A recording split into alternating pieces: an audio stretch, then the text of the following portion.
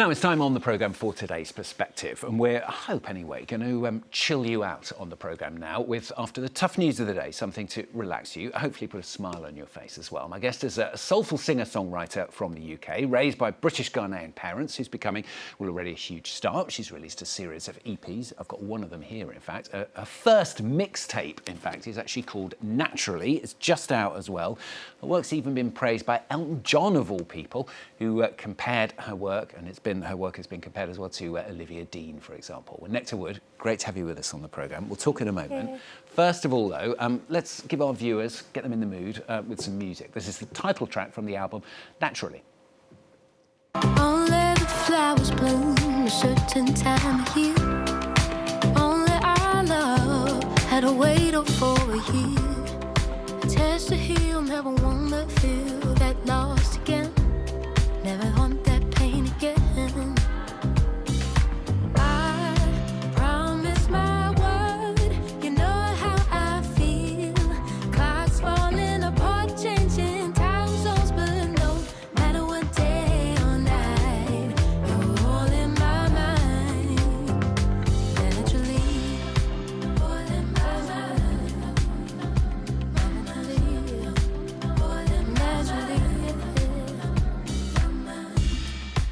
Naturally, and as you can see there, the sun is shining through the windows, but you were telling me it was freezing when you made that. Freezing. It was a bitter London day. Right. About like 1 degree outside, and I had like a jet fire stream coming my way to keep me warm. It was And you're fun in a day. little top. Yeah, a little top, pretending we're in like a sunny place, but Yeah, whatever. can do.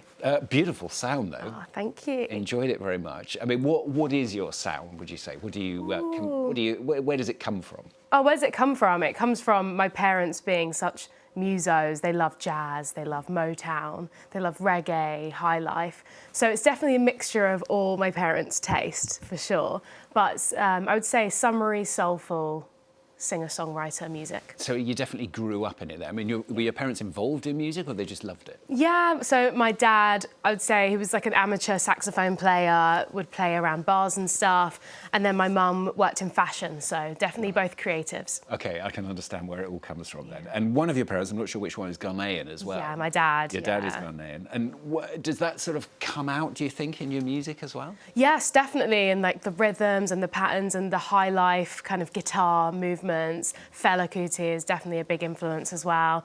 So yeah, I definitely had that influence going to Ghana as well with my dad making It's Like I Never Left EP. So yeah, it was fun to make. What is it then that you love about music?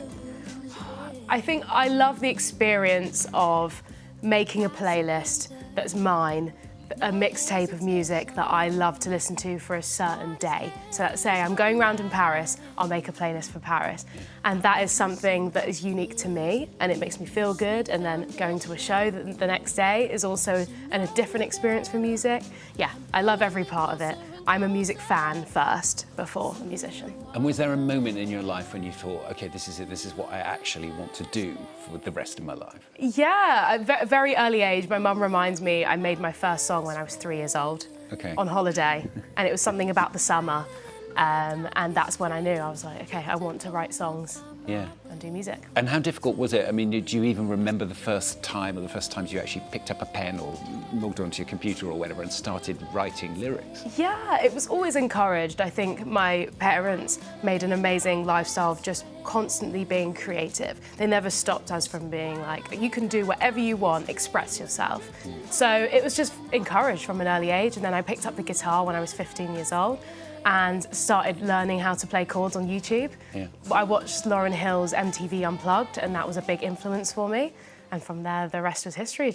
I couldn't stop writing. And does one come first for you? Is it the lyrics first and then the melody, or the other way around?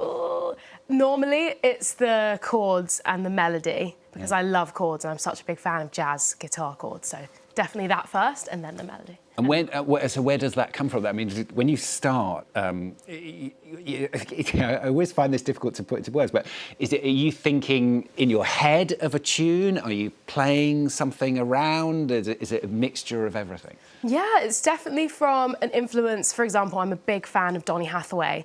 So I listen to his live albums and I'm like, how has he made those chords going to that section? And then I go and sit on the guitar and I'm like, okay, I love these chords. Then the melody comes. And then the lyrics. Great, okay, Yeah. sounds perfect. What about the recognition? I mean, you're getting now 800,000 listens a month on Spotify, not permanently, this is over every single month. And Elton John's a bit of a fan as well. Yeah, Elton John has been such a champion for a while now, for about 3-4 years, since I put out Good Vibrations. And he's an absolute icon, legend, love him. And You've met him, have you? I've met him, and this is an exclusive, but so the next project that comes out in June, he's actually playing piano on one of the songs. Okay. Exclusive today. Wow. There you go. Real exclusive on France 24. Elton John. I mean, that must help, though, if you think about it from a purely sort of business economic point of view, having that kind of support around you and people kind of really recognising your music. Yeah, he's honestly amazing at championing new artists that are coming up, and he's listening to new music constantly. So he's really amazing with his radio show as well, putting people on. Yeah. And I feel privileged to have been that as well. And of course, being an artist is not just about getting those records in the first place, it's about performing them. You're very much becoming a big on the concert scene as well. Yeah, I've got a show today in Paris at Badaboom.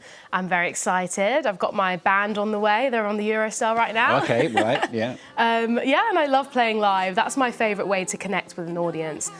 I've got monthly listeners and it's crazy the amount of number, but it's so nice to actually meet people and talk to them whilst I'm playing the music and get them to sing along. It's an experience. And a wider touring on the cards as well? Yeah, wider touring. I'm going back to Tokyo in the summer. I'm doing Summer Sonic Festival. Going all around.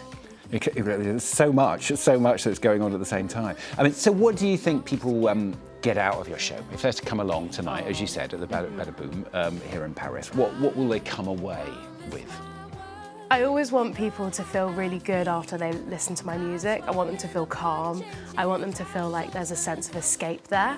So I want them to come to the show, forget about their day. If they've been working, forget about that, have fun, and then maybe go to the bar after, I don't know. Always helps, doesn't Yeah. it? And what about the British music scene as well? I mean, I grew up in the 1980s, well, I was a teenager in the 1980s when British music was all over the world. And then it sort of took a bit of a backseat, went a bit, it perhaps was just overtaken perhaps by the American scene. Nowadays, though, you've got Georgia Smith, you've got Ray, you've got Olivia Dean. I mean, it's kind of, British music's becoming cool again, would you say? Definitely, I think it's super cool. I always get inspired by my peers, Olivia. I supported Olivia a couple months ago and she's having her moment and she's smashing it. Everyone's doing their own thing and I think they're so good at paving their own way and having different kinds of genres. The UK is so good at different genres and being influenced by jazz but having their own spin on it, for example, Ray. So yeah, I think it's great. And what about the future? I mean, more of the same, or have you got other thoughts and ideas about how you can diversify and change a little bit? Oh, I always like to write things that people are not expecting. So I think this project that comes out in June will be touching on subjects that you wouldn't expect from me. Yeah. And especially the Elton John song is quite darker than you'd expect, and it's piano, and I'm normally guitar. So yeah, we're touching on different sounds. Excellent. Well, good to hear about it, and good luck with the new track with Elton John as well. Thank you. Exclusive on France 24 next. Thanks so much for coming here to talk to us. Nectar Woode joining us here at Badaboom tonight here in Paris. If you happen to be in France this evening, thanks very much once again.